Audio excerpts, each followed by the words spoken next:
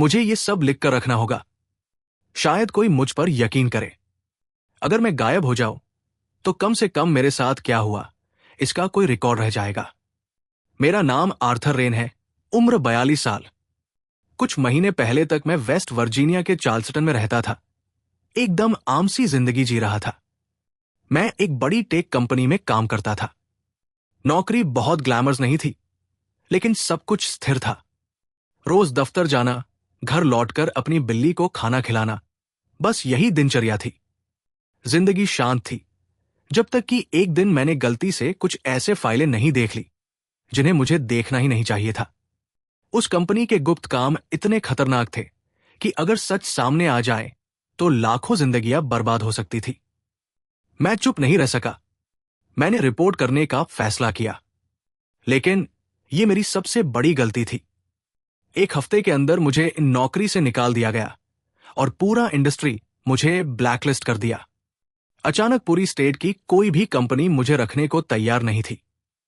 सबसे मामूली जॉब के लिए भी जगह नहीं मिल रही थी। मेरी सेविंग्स धीरे धीरे खत्म होने लगी, किराया भी बकाया हो गया। जिंदगी पूरी तरह बिखर गई। ऐसे ही हालात में मेरी नजर एक अजीब सी जॉब पोस्टिंग पर पड़ी।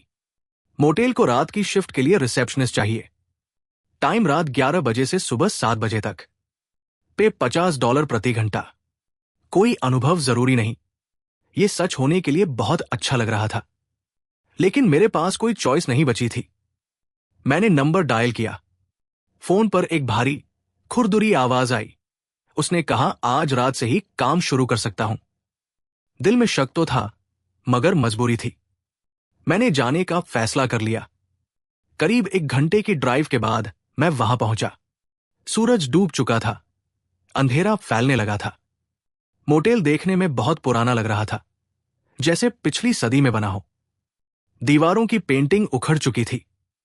2 मंजिला कमरे थे जो बीच के पार्किंग लॉट को घेरे हुए थे। टूटा फूटा नियॉन साइन टिमटिमा रहा था। आधे अक्षर जल चुके थे। सब कुछ भुतहा लग रहा था।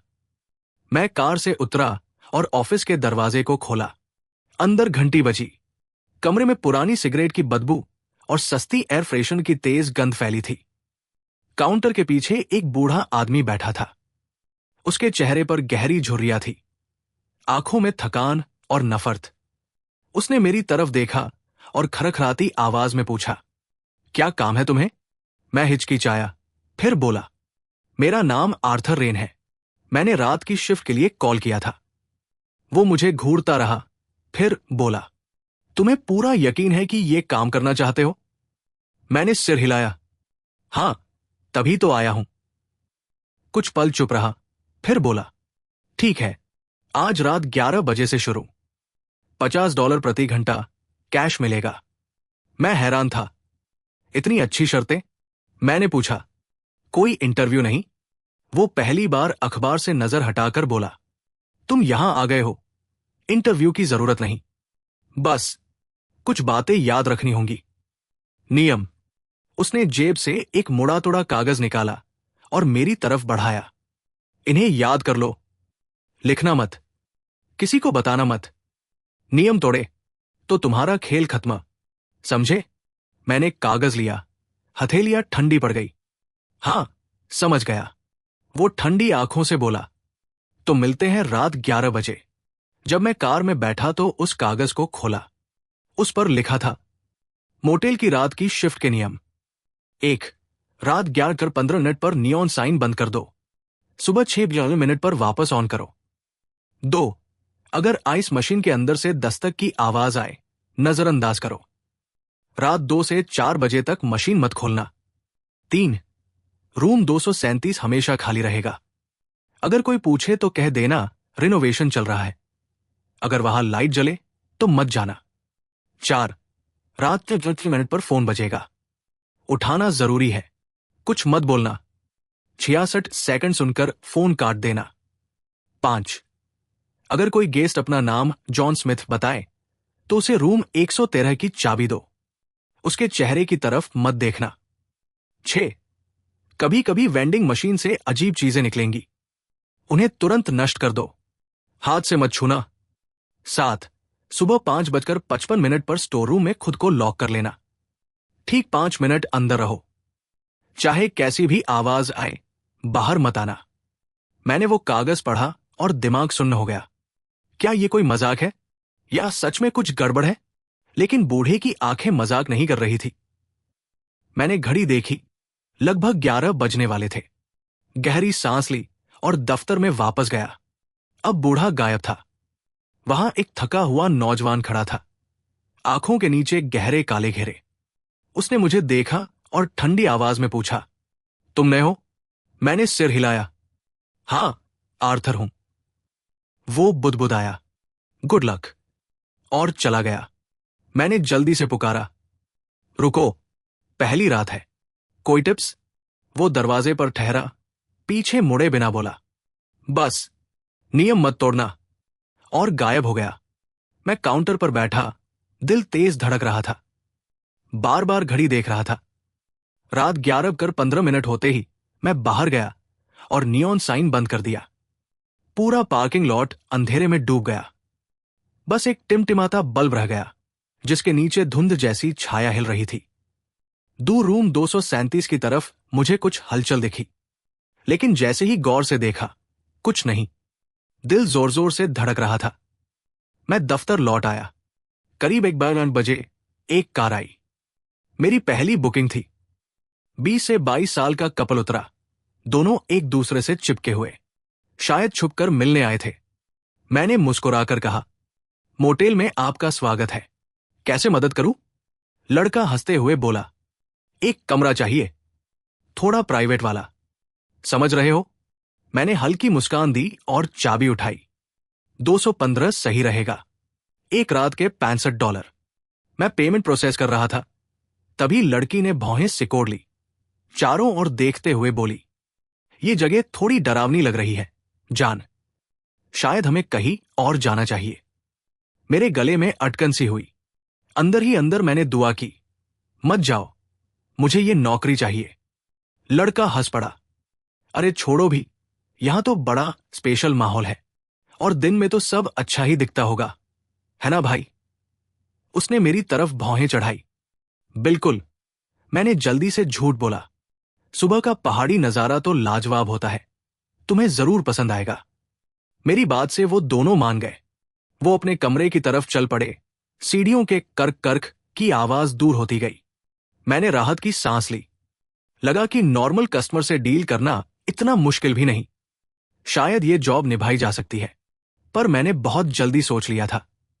रात 2:17 पर मुझे आवाज सुनाई दी, लॉबी से हल्की सी ठक ठक। मैं वही जम गया, खून ठंडा हो गया। आवाज आइस मशीन से आ रही थी, जो वेंडिंग मशीन के पास ही थी। पहले तो वो आवाज हल्की थी, जैसे कोई धीरे धीरे दरवाजा खटखटा रहा हो, लेकिन धीरे धीरे वो तेज और बेकाबू होती गई। मैंने कुर्सी के हत्थे को इतना कसकर पकड़ा कि उंगलियों के पोर सफेद हो गए। हर इंस्टिंक्ट चिल्ला रहा था, भागो, जितना दूर जा सकते हो भागो। दिमाग में बार बार गूंज रहा था, रात 2 बजे आइस मशीन मत खोलना। ठक ठक अब टक्कर में बदल चुकी थी। ऐसा लग रहा था कोई अंदर से पागलों की तरह बाहर निकलने की कोशिश कर रहा है। गुस्से और हिंसा से भरी आवाज, जैसे कोई कैद हुआ जानवर बंधन तोड़ना चाहता हो। मैंने करहाने की आवाज भी सुनी, गहरी, टूटे फूटे शब्दों में, जिनमें दर्द और निराशा थी। मैंने कान ढक लिए, आंखें बंद कर ली, मन ही मन दोहरा रहा था, ये सच नहीं है, ये सच नहीं है। पता नहीं कितनी देर बाद वो आवाज अचानक बंद हो गई। वो खामोशी और भी ज्यादा डरावनी थी, जैसे कोई बर्फीली सुई मेरे नर्व्स में घुस गई हो। मैंने धीरे धीरे हाथ नीचे किया। कानों में हल्की सी सीटी जैसी आवाज गूंज रही थी। घड़ी देखी, 2:43। अभी भी 1 घंटा 17 मिनट बाकी थे, जब तक आइस मशीन की हलचल खत्म नहीं होती। मेरा दिमाग बिखरने लगा। ध्यान हटाने के लिए मैंने डेस्क पर रखे पुराने कंप्यूटर की तरफ रुख किया, लेकिन माउस हिलाते ही स्क्रीन ने रिस्पॉन्ड नहीं किया। उल्टा उसके बीचों बीच दरार सी फैल गई। मेरे दिल की धड़कन एक पल के लिए रुक गई। और भी डरावना यह था कि कीबोर्ड पर कोई गाढ़ा, चिपचिपा धब्बा था। मैं झुककर देखा, सूखा हुआ खून था, काला पड़ चुका, सड़ी हुई बदबू के साथ। मैं उछलकर पीछे हट गया। पेट मचलने लगा, गला कस गया, उल्टी आने जैसी हालत। तभी अचानक फोन बजा। मैं पूरे शरीर से कांप उठा। घड़ी देखी, ठीक 3:33। मैंने डरते डरते रिसीवर उठाया। दिमाग में गूंज रहा था, 66 सेकंड सुनो, मत बोलो। मैंने फोन कान से लगाया। पहले तो बस सफेद शोर था, जैसे रेत का तूफान कान में गूंज रहा हो। फिर धीरे धीरे उसमें बुदबुदाहट उभरने लगी, बहुत धीमी, पर उसमें दबाव सा महसूस हो रहा था, जैसे कोई चीज पास आती जा रही हो। अचानक शोर गायब हो गया। उसकी जगह आई चरमराहट, जैसे भारी पैर सड़े हुए लकड़ी के फर्श पर पड़ रहे हों। फिर दरवाजा खुलने की आवाज, और फिर एक आवाज मेरे कान के बिल्कुल पास गूंजी। हम तुम्हारा इंतजार कर रहे थे, आर्थर। मैं लगभग चीख ही पड़ा, लेकिन दांत भींचकर खुद को रोके रखा। ठंड की लहर पूरे शरीर में दौड़ गई, पसीना छूट गया। उन्हें मेरा नाम कैसे पता? वो आवाज फिर आई, भारी और धमकी भरी हंसी के साथ। तुम्हें सच में लगता है कि तुम बच सकते हो? तुम सोचते हो तुम सब भूल सकते हो? ओह आर्थर, तुम्हें बहुत कुछ याद करना है। और फिर लाइन अचानक कट गई। फोन में बस मौत सी खामोशी रह गई। मैंने रिसीवर पटक दिया। दिल ऐसे धड़क रहा था जैसे सीने से बाहर निकल आएगा। दिमाग में कुछ समझ नहीं आ रहा था। मैं भागकर टॉयलेट में गया, ठंडा पानी चेहरे पर डाला, लेकिन जैसे ही ऊपर देखा, मेरी चीख निकलते निकलते रह गई। आईने पर धुंध जम गई थी। उस धुंध में 5 शब्द साफ लिखे थे, याद करो आर्थर। मैं लड़खड़ाता हुआ वापस काउंटर पर आ गया। दिमाग खाली, दिल इतनी तेज धड़क रहा था कि फट जाए। ये सब पक्का कोई प्रैंक है ना?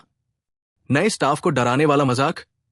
लेकिन मैं जानता था ये किसी मजाक से कहीं ज्यादा डरावना है।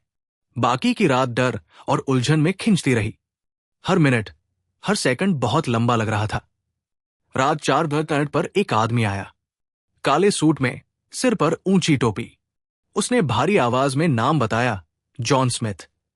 मेरी नसों का खून जम गया। मैं कांपते हाथों से 113 नंबर की चाबी निकाली और उसकी तरफ बढ़ाई। चेहरे की तरफ देखने की हिम्मत नहीं हुई। वो मुड़ा और बाहर चला गया, लेकिन मैं खुद को रोक नहीं पाया। खिड़की से झांक लिया। मेरा दिल रुक सा गया। जहां उसका चेहरा होना चाहिए था, वहां बस चिकनी, बिना नक्श वाली त्वचा थी। ना आंख, ना नाक, ना मुंह, बस धूसर खालीपन। स्मिथ को लगता है मैंने उसे देख लिया। उसने सिर टेढ़ा किया। मैंने फौरन सिर झुका लिया। ठंडा पसीना बह निकला। गर्दन में बर्फीले हाथों सा एहसास हुआ। कर्क कर्क की आवाज फिर गूंजी। सड़े फर्श पर उसके कदम धीरे धीरे दूर जाते रहे। काफी देर बाद ही मैंने सिर उठाने की हिम्मत की। सुबह 5:30 पर वेंडिंग मशीन से धमक सी आवाज आई, जैसे कुछ गिरा हो। मैंने झिझकते हुए पास जाकर देखा। स्लॉट में एक छोटा सा खूबसूरत डिब्बा था। उस पर अजीब से चिन्ह बने थे, पुराने और डरावने। मुझे याद था, नियम में लिखा था, हाथ मत लगाना। मैंने 2 पेन लेकर उस डिब्बे को सावधानी से उठाया और प्लास्टिक बैग में डाल दिया। लेकिन जैसे ही बैग सील किया, डिब्बा धुआं छोड़ने लगा। धुआं फैलते फैलते बैग पिघलने लगा और सा की आवाज करने लगा। मैं चिल्लाया और बैग को कचरे में फेंक दिया। भागकर ऑफिस आ गया। आखिरकार 5:55 हो गए। मैं लगभग दौड़ते हुए स्टोर रूम में गया। जैसे ही सुई 55 पर पहुंची, मैंने दरवाजा लॉक कर लिया। पहले 4 मिनट 30 सेकंड कुछ नहीं हुआ। मैंने राहत की सांस ली। शायद ये नियम बेकार का है, कुछ डरावना नहीं है। लेकिन तभी दरवाजे के बाहर से गहरी गुर्राहट आई। फिर जोर जोर से टक्करें। हैंडल बुरी तरह हिलने लगा। कुछ भारी चीज दरवाजे से टकरा रही थी। पूरा कमरा हिल रहा था। मैं कोने में सिमट गया, मुख के भींच लिए, चीख रोकने की कोशिश करने लगा। हर टक्कर के साथ दरवाजा अंदर की तरफ झुकने लगा। मुझे पता था ये कभी भी टूट सकता है। मैंने जो भी बॉक्सबर्ड हाथ लगा, सब दरवाजे के आगे लगाकर बैरिकेड बना दिया। थककर मैं आखिर में बक्से पर बैठ गया, आंखें बंद कर ली। बस प्रार्थना करता रहा कि समय जल्दी गुजरे। अचानक सब कुछ खामोश हो गया। हवा में एक अजीब सी दबाव भरी खामोशी थी। मैंने धीरे धीरे आंखें खोली। बाहर बिल्कुल सन्नाटा। मैंने डरते डरते दरवाजा खोला। कॉरिडोर खाली था। घड़ी देखी, सुबह 6 बज चुके थे। क्या ये सब सिर्फ भ्रम था? सुबह के 6 पर मैंने फिर से नियॉन साइन चालू किया। मैंने कभी सूरज निकलने का इतना इंतजार नहीं किया था। उस पल रोशनी से जो मिला वो गर्माहट नहीं थी, बल्कि बस ये झूठा एहसास था कि मैं बुरे सपने से थोड़ी देर के लिए बच निकला हूं। कल रात वाला बूढ़ा ठीक 7 बजे लॉज में दाखिल हुआ। मुझे इतना बिखरा हुआ देख उसके चेहरे पर जो भाव था उसे समझना मुश्किल था। उसने ऊपर से नीचे तक मुझे देखा, जैसे परख रहा हो कि मैं अब भी पूरा हूं या नहीं। तू रात गुजार गया, उसने कहा, आवाज खुरदरी और भारी, लेकिन लहजे में। क्या वो तारीफ थी? छोड़ना चाहता है? मेरे होंठ हिले, लगभग निकल ही पड़ा। हां, मैं चिल्लाना चाहता था, गाली देना चाहता था, भाग जाना चाहता था। इस घटिया नौकरी को उसी के सिर पर पटक दूं, ताकि वही उस कमीनी फोन कॉल का जवाब दे और उन बेवकूफी वाले नियमों से डरे। लेकिन फिर मुझे याद आया मेरा खाली बैंक अकाउंट, वो मकान मालिक जो मुझे निकाल बाहर करने पर तुला था, और वो बिल्ली जो घर पर मेरा इंतजार कर रही थी खाने के लिए। नहीं, मैंने खुद को कहते सुना, मैं आज रात वापस आऊंगा। उसने बस सिर हिलाया, जैसे उसे पहले से पता हो कि मैं यही कहूंगा। उसी पल मुझे एहसास हुआ, वो मुझ जैसे बहुतों को देख चुका था, जो डर और जीने की मजबूरी के बीच जूझते हैं और आखिरकार हार मान लेते हैं। मैं पार्किंग की तरफ जा रहा था कि मेरा फोन बजा। एक अनजान नंबर से मैसेज आया, शाबाश आर्थर, तू याद करने लगा है, बहुत जल्द। मैं कार के पास खड़ा रह गया, उंगलियां बर्फ जैसी ठंडी। दिमाग में गूंज बस यही थी, वे लोग कौन हैं? उन्हें मेरा नाम कैसे पता है? याद करने का क्या मतलब? मुझे क्या याद करना है? मैं धुंधलेपन में घर लौटा, जैसे किसी और दुनिया से गिरकर हकीकत में आ पहुंचा हूं। पूरा दिन आधे नींद आधे ख्वाब में बीता। मैंने नेट पर अरब मोटल खोजा, लेकिन कुछ नहीं। कोई नक्शा नहीं, कोई रिव्यू नहीं, कोई इतिहास नहीं, जैसे वो जगह कभी थी ही नहीं। इस दौर में जब सब कुछ सर्च किया जा सकता है, ऐसा गायब होना और भी डरावना है। मैंने गंभीरता से सोचा कि वापस न जाऊं, लेकिन फिर मेरे दिमाग में वही तस्वीरें आई, सड़क पर गत्ते के डिब्बे में रहना, मेरी बिल्ली का भूखा रह जाना। आखिरकार मैंने कार की चाबी उठा ली। रात 10 पर मैं फिर से पहाड़ी सड़क पर उस मोटल की तरफ जा रहा था। ऑफिस की बत्ती अब भी पीली और धुंधली थी। बूढ़ा अब भी उसी जगह बैठा था, उसी अखबार के पन्ने पलट रहा था। मुझे आते देख उसने मुश्किल से नजर उठाई और बस बुदबुदाया, तू आ गया। मैंने सिर हिलाया, ज्यादा कुछ कहने की हिम्मत नहीं हुई। उसने अखबार बंद किया और अपनी कांच जैसी ठंडी आंखों से मुझे देखा। उस नजर से रीढ़ में ठंडक दौड़ गई। सुन लड़के, तू पहली रात पार कर गया, ये बहुतों से बेहतर है, लेकिन अब से सब और बुरा होगा। मैंने गला निगला, आवाज मुश्किल से निकली, मुझे पैसे चाहिए। वो सिर हिलाकर बुदबुदाया, पैसे से रूह नहीं बचती बच्चे, पर ये तेरी पसंद है। ये कहकर उसने कोट उठाया और जाने लगा। दरवाजे पर रुककर बिना मुड़े बोला, आज रात एक नया नियम है, दराज देख लेना। उसके जाने के बाद मैंने हिम्मत करके काउंटर का दराज खोला। अंदर एक पीला पड़ा कागज था। उस पर लिखा था, नियम 8, अगर तूने सफेद ड्रेस पहनी किसी छोटी लड़की को देखा तो चाहे वो कुछ भी कहे या करे, कभी दरवाजा मत खोलना। मैंने उस कागज को घूरा, उंगलियां बर्फ जैसी ठंडी हो गई। गहरी सांस लेकर मैं वापस डेस्क पर बैठ गया। दिमाग में वे अजीबोगरीब नियम गूंज रहे थे। रात ढल गई और सब फिर से जैसे दोहराने लगा। 11:15 पर मैंने नियॉन साइन बंद किया। आधी रात के बाद मैं काउंटर के पीछे सतर्क बैठा हर आवाज पर ध्यान दे रहा था। करीब 1 बजे एक ट्रक आकर रुका। ड्राइवर करीब 60 का बूढ़ा था। आंखों के नीचे काले घेरे, थकाहारा और होठों से लटकती आधी जली हुई सिगरेट। उसने नाम लिखा और मैंने पूछा, अकेले हैं? उसने बस हम कहा। रजिस्टर में लिखते वक्त मैंने देखा उसके हाथ किसी तेल से सने हुए लग रहे थे, लेकिन रंग और गाढ़ा, लगभग काला, और ट्यूबलाइट की रोशनी में चिपचिपा चमक रहा था। मैं कुछ सेकंड तक उसे घूरता रहा तो उसने तुरंत हाथ जेब में डाल लिए और बुदबुदाया। गाड़ी रास्ते में खराब हो गई। कागजी काम निपटाकर वो 109 नंबर रूम की चाबी लेकर चला गया। पीछे एक अजीब गंध रह गई, न पसीने जैसी, न पेट्रोल जैसी, कुछ और, नाक को चुभती और नीचे से किसी मीठी सड़ांध जैसी। उस गंध ने मुझे उल्टी करने पर मजबूर कर दिया। मैं टॉयलेट भागा और बार बार हाथ धोता रहा, जैसे कोई जहर छू लिया हो। रात के 10 मिनट पर फोन फिर बजा। मैंने हिम्मत करके उठाया। दूसरी तरफ इस बार फुसफुसाहट नहीं, बल्कि गुस्से से भरी बहुत सी आवाजें थी। सब जैसे लड़ रहे हों, एक दूसरे पर आरोप लगा रहे हों, मानो नर्क की कोई सभा हो। मैं समझ नहीं पाया वे क्या कह रहे थे, लेकिन मैंने अपना नाम साफ साफ सुना, आर्थर। बार बार, जैसे कोई श्राप, जैसे कोई बुलावा। आर्थर। मेरी होश गुम होने लगी। जब मैं संभला, फोन कट चुका था। बस बीप बीप की आवाज थी। 4:17 पर दरवाजे पर हल्की दस्तक हुई। मैं जम गया। हाथ से मैगजीन फिसल गई। दस्तक दोबारा हुई, इस बार और बेचैन। मैंने सिर उठाकर शीशे के दरवाजे की तरफ देखा। वो खड़ी थी, सफेद ड्रेस पहनी एक छोटी लड़की, काले बाल 2 चोटियों में बंधे, बाहों में एक पुराना दर्पण, मिरर बॉक्स, थामे हुए।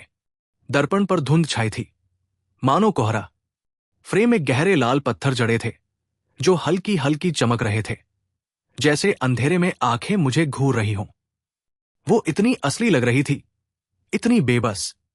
प्लीज, उसने कांच के पार से चिल्लाया, आवाज दबकर आ रही थी। प्लीज, मुझे अंदर आने दो। मैं रास्ता भटक गई हूं। मुझे बहुत डर लग रहा है। मैंने कुर्सी के हत्थे को कसकर पकड़ा। उंगलियां सफेद हो गई। दिमाग में नियम गूंजा, दरवाजा मत खोलना। सॉरी, मैंने कांपते हुए कहा, मैं दरवाजा नहीं खोल सकता। ये नियम है। उसका चेहरा सिकुड़ गया, आंखों से आंसू बह निकले। लेकिन मुझे ठंड लग रही है। बाहर बुरे लोग हैं। प्लीज, अंकल, मुझे बचा लो। उसकी बातें दिल में छुरी की तरह चुभी। मेरी आंखों से आंसू छलक पड़े। दिल चीर गया। मेरे पैर खुद ब खुद उसकी तरफ बढ़ने लगे। और तभी बूढ़े की बात याद आई। पैसे से रूह नहीं बचती, बच्चे। मैं माफी चाहता हूं। मैंने फुसफुसाया, मैं पुलिस को बुला सकता हूं या। अचानक उसका चेहरा बदल गया। आंसू गायब हो गए। आंखों में घिनौनी हंसी जम गई। जब उसने मुंह खोला, आवाज बदल चुकी थी। सैकड़ों बूढ़ी, टूटी, नफरत से भरी आवाजें एक साथ। तू पछताएगा, आर्थर। तू भाग नहीं पाएगा। जो तूने किया, हम तुझे याद दिलाएंगे। तुझसे हिसाब लेंगे। अगले ही पल वो गायब हो गई। न मुड़ी, न चली, बस ऐसे जैसे कभी थी ही नहीं। मैं कुर्सी पर ढह गया, पूरा शरीर बर्फ जैसा ठंडा। याद दिलाएंगे? आखिर मैंने क्या भुला दिया है? मुझे याद नहीं कि मैंने नियॉन साइन कब फिर से चालू किया या बूढ़ा कब लौटा। बस इतना याद है कि मैं कार में बैठा था और सुबह की धूप में अपार्टमेंट की तरफ चला जा रहा था। फोन फिर बजा। एक और मैसेज। तू भाग नहीं सकता, आर्थर। मैंने कांपते हाथों से मैसेज डिलीट किया। लड़खड़ाते हुए घर में दाखिल हुआ। मेरी बिल्ली दरवाजे पर मिली, नाश्ते के लिए म्याऊं कर रही थी। मैंने उस जानी पहचानी बिल्ली, बिखरे अपार्टमेंट और खिड़की से आती धूप को देखा। सब कुछ अजनबी लग रहा था, जैसे कोई सपना। मैंने बिल्ली को खाना डाला, तभी चक्कर का तेज झोंका आया। मैंने किचन काउंटर पकड़ लिया और दरवाजे की चौखट को कसकर थामा।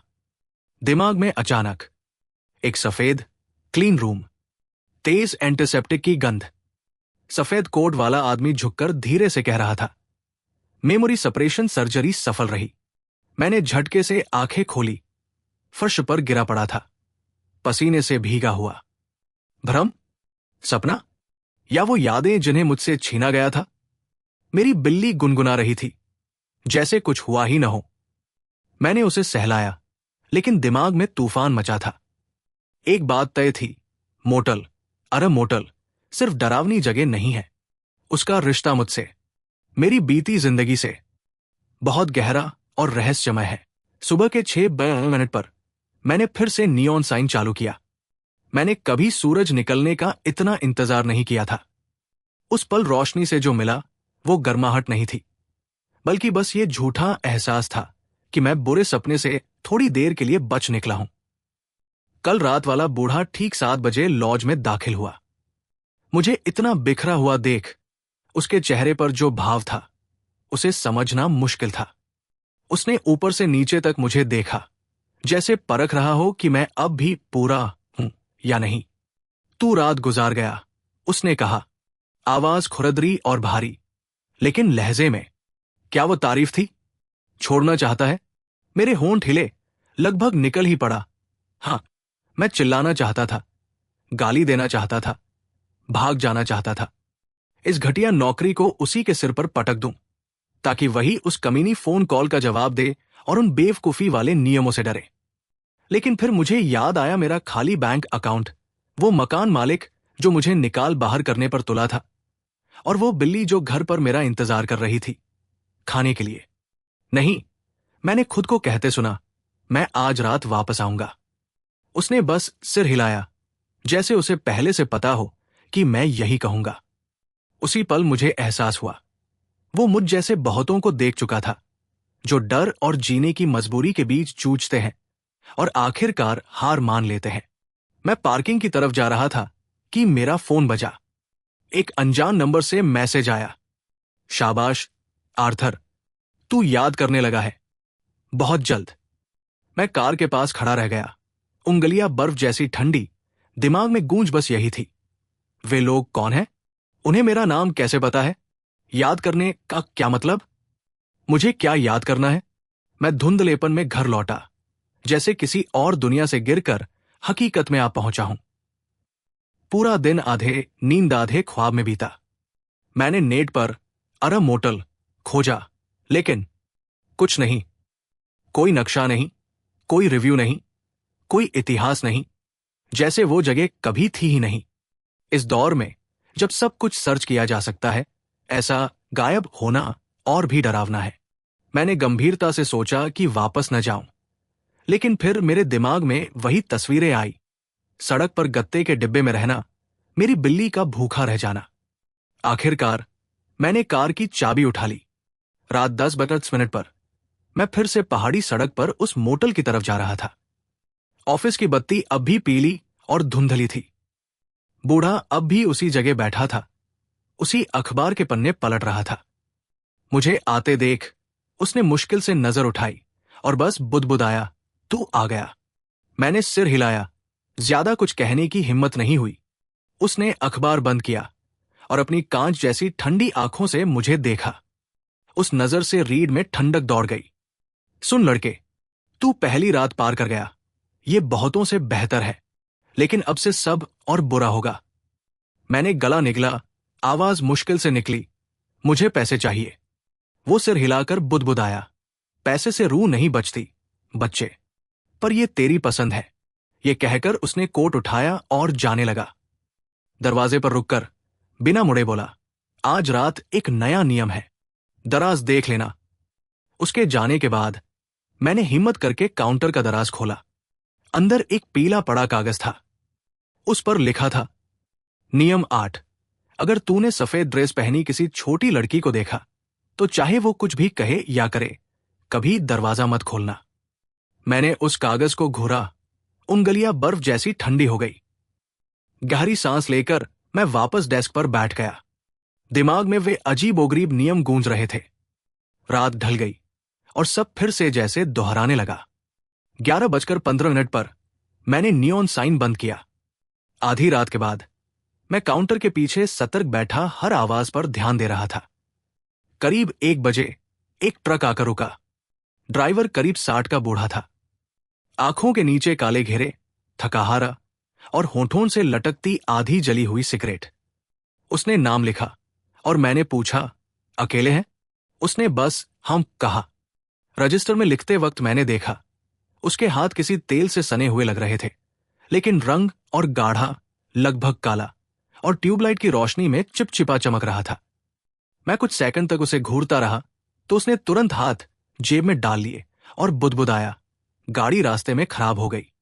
कागजी काम निपटाकर वो 109 नंबर रूम की चाबी लेकर चला गया। पीछे एक अजीब गंध रह गई, न पसीने जैसी, न पेट्रोल जैसी, कुछ और। नाक को चुभती और नीचे से किसी मीठी सड़ांध जैसी। उस गंध ने मुझे उल्टी करने पर मजबूर कर दिया। मैं टॉयलेट भागा और बार बार हाथ धोता रहा, जैसे कोई जहर छू लिया हो।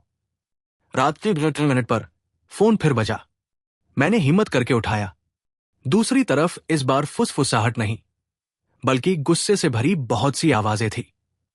सब जैसे लड़ रहे हों, एक दूसरे पर आरोप लगा रहे हों, मानो नर्क की कोई सभा हो। मैं समझ नहीं पाया वे क्या कह रहे थे, लेकिन मैंने अपना नाम साफ साफ सुना, आर्थर। बार बार, जैसे कोई श्राप, जैसे कोई बुलावा। आर्थर। मेरी होश गुम होने लगी। जब मैं संभला, फोन कट चुका था। बस बीप बीप की आवाज थी।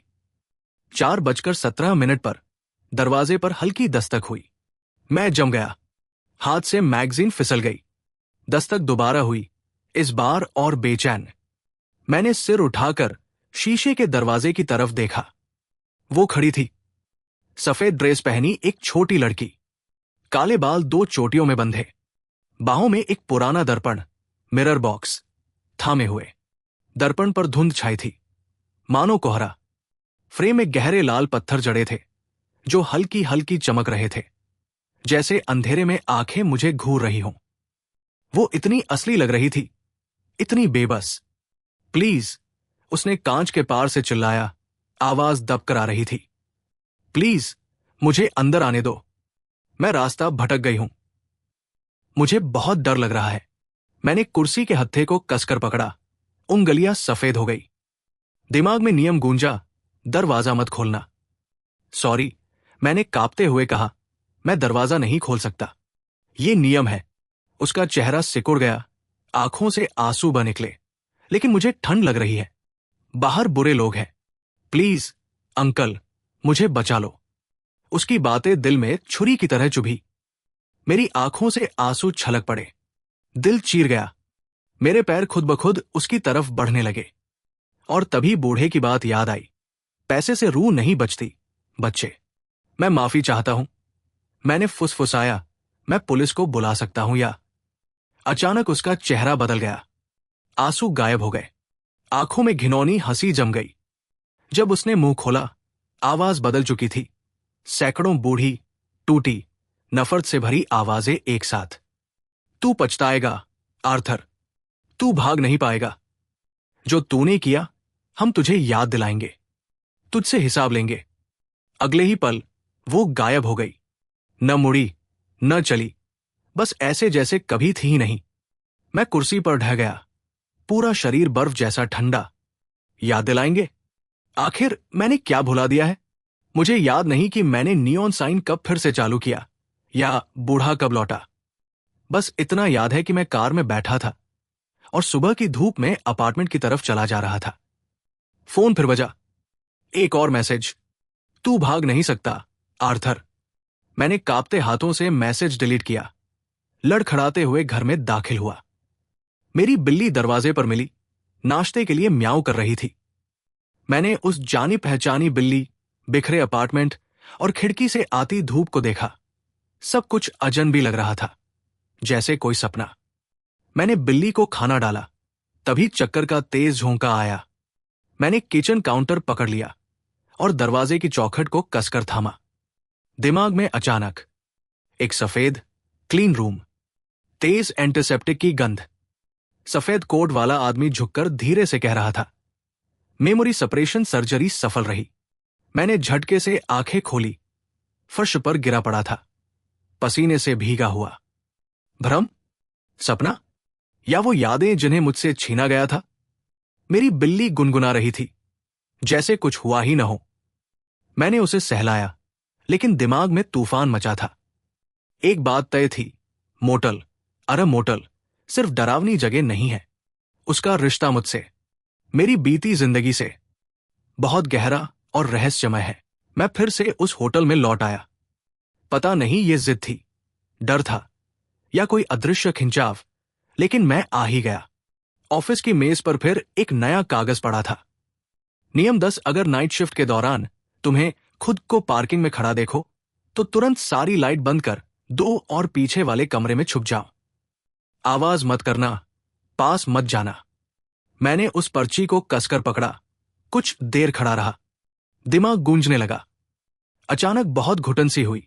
मैं वॉशरूम में गया, नल खोला और मुट्ठी भर ठंडा पानी मुंह पर पटका। ये साला कैसा जगह है, मैं बड़बड़ाया, टिश्यू से चेहरा पोंछा और फ्रंट डेस्क लौटने ही वाला था कि दरवाजा खुल ही नहीं रहा। हैंडल ऐसे अटका था जैसे वेल कर दिया हो। दिल धक धक करने लगा। फिर शीशे में कुछ गलत सा दिखा। मैंने पलटकर देखा, आईने में एक और मैं खड़ा था। वही शक्ल, वही कपड़े, लेकिन बिना कोई भाव के सीधा मुझे घूर रहा था। पीठ ठंडी दरवाजे से चिपक गई। हाथ बेतहाशा हैंडल पर टटोलते रहे। भाग निकलने की कोशिश करता रहा। आईने वाला, मैं धीरे से बोला। होठों की हरकत मेरी से जरा भी मेल नहीं खा रही थी। वे तुम्हें बदल रहे हैं, उनकी किसी बात पर भरोसा मत करना। उसकी आवाज पानी के नीचे से आती सी, टूटी फूटी और गूंजती हुई। क्लिक। दरवाजा अचानक खुल गया। मैं गिरता पड़ता बाहर भागा, सीधे फ्रंट डेस्क पर लौटा। सीना धौंकनी की तरह चल रहा था, पसीना हड्डियों से रिश्ता सा लगा। तभी होटल का मुख्य दरवाजा खुला। भीगी रात की हवा अंदर घुस आई। दरवाजे पर एक आदमी खड़ा था। काला रेनकोट, भीगी दाढ़ी, राख जैसी आंखें। वो एक आधे इंसान जितना ऊंचा पुराना सूटकेस घसीट रहा था, जिसकी खाल फटी सी थी। कमरा चाहिए। उसकी आवाज जंग लगे शीशे जैसी थी। मैंने पूछा, सामान उठवाऊं? उसने सख्ती से मना कर दिया। छोड़ो, मेरी बेटी अंदर सो रही है, जगाना नहीं चाहता। मैं ठिठक कर सिर हिलाया। वो बोला, और रात बाद 12 पर 2 डिनर भेजना। फिर ठंडी निगाह डालकर कहा, और कोई साथ चाहिए मुझे। मेरी रीढ़ जम गई। मैं जबरन बोला, हमारे पास ऐसी सर्विस नहीं है, बस बातें करनी है, जैसे पिछली बार उस सफेद कपड़े वाली लड़की ने की थी। वो चुपचाप मुझे घूरता रहा, जैसे चमड़ी उतार रहा हो आंखों से। मैंने जल्दी से चाबी थमाई। 217 नंबर। कुछ नहीं बोला, बस सूटकेस घसीटते सीढ़ियां चढ़ गया। हर ठकठक की आवाज ताबूत घिसटने जैसी लगी। आधी रात। मैंने खाना तैयार किया। ट्रॉली से 217 नंबर के दरवाजे पर पहुंचा। अंदर से अजीब आवाजें आ रही थी। बच्चे का रोना, किसी मर्द की फुसफुसाहट और कुछ ऐसी बड़बड़ाहट जिन्हें कोई नाम नहीं दे सकता। मैंने दरवाजा खटखटाया। तुरंत सन्नाटा। कुछ सेकंड बाद दरवाजा खुला। वही आदमी, वही ठंडी नजर। उसने साइड में हटकर मुझे अंदर जाने दिया। मैंने सैंडविच मेज पर रखे और पीछे को हटते हुए कोशिश की कि कोने में टपकती परछाई पर ध्यान न पड़े। मैं बोला, आपने कहा था किसी का साथ चाहिए। वो सफेद कपड़े वाली लड़की आज दिखी नहीं। वो बिना प्रतिक्रिया दिए सूटकेस खोला। मैंने जो देखा आज भी सपनों में डराता है। वो सूटकेस नहीं था, वो एक पुतला था। आधे इंसान जितना ऊंचा, जगह जगह टाके लगे, फटे कपड़े की सिलाई से खून की पतली रेखा रिस रही थी। शरीर किसी किशोर का, मगर सिर शिशु का। आंखें बंद, मुंह आधा खुला, जैसे सोते में सांस ले रहा हो। मैं हकलाया, मुझे फ्रंट डेस्क पर लौटना होगा। वो पीछे से ठंडी आवाज में बोला, कहानियां सुनने वाला कहाँ है? वो नहीं आ पाई। उसकी जीभ होंठ चाटते हुए, तो अब तुम ही सही। मैंने जबरन हंसी निकाली। वो आएगी तो मैं जरूर कह दूंगा। और खाली ट्रॉली धकेलते हुए भाग निकला। रात 2 बजे। अजीब सी रगड़ने की आवाज। ना बर्फ मशीन की ठकठक, ना चूहे की खरोंच। कुछ और, गीला, चिपचिपा, जैसे चमड़ी शीशे पर घिस रही हो। मैंने नजर उठाई और दिल थम गया। वो मैं था। शीशे पर मुंह चिपकाए, गर्दन रीढ़ तोड़ मरोड़ कर धीरे धीरे रेंग रहा था। आंखें फटी हुई, नसें फूली, होंठ इतने फैलाए कि कान तक फटने लगे। चेहरा इतना सफेद और तना हुआ जैसे कभी भी फट जाए। हर खिसकन पर हड्डियों के खटके की आवाज आती रही। अचानक वो रुक गया, मेरे ठीक सामने शीशे से चिपका। धीरे धीरे उसका माथा फटा और तीसरी आंख खुली, सीधे मुझे घूरती रही। उसके होंठ हिले, सिर्फ 2 शब्द, याद करो। और वो गायब हो गया, जैसे कभी था ही नहीं। सिर्फ शीशे पर उसका गीला चेहरा छपा रहा, बीच में वही तीसरी आंख। मैं पागल सा भागा, पीछे के कमरे में जाकर मेन स्विच गिरा दिया। पूरा होटल अंधेरे में डूब गया। बाहर से आवाज आई, क्या सचमुच भूल गए? क्या तुम सोचते हो तुम असली अर्थ हो? उसकी सांसें, दरवाजे खुरचना, हड्डियां चटकने जैसी चाल। फिर खामोशी। रात 3:33। फोन बजा। इस बार लाइन पर अनगिनत मिनट, रोते, चीखते, झगड़ते। अचानक ठंडी मशीन की आवाज उन सबको दबा गई। कॉपी अस्थिर है, पहचान टकराव, नष्ट करने की सिफारिश। एक तीखी चाकू जैसी पीड़ा मेरे दिमाग में धंसी और मैं बेहोश हो गया। जब आंख खुली, सामने पारदर्शी टैंकों की कतार थी। मैं उनमें से एक में था। सिर पर तारे, हाथ पांव बंधे, आसपास दर्जनों लम्हे। कोई जवान, कोई बूढ़ा, कोई पहले ही मर चुका। मैं जंगली जानवर सा तड़पने लगा, फिर झटका खाकर जागा। मैं अपने घर के फर्श पर था। कैसे पहुंचा याद नहीं। होटल की वर्दी अब भी पहनी थी। बाथरूम में गया, कान में अजीब सी जलन।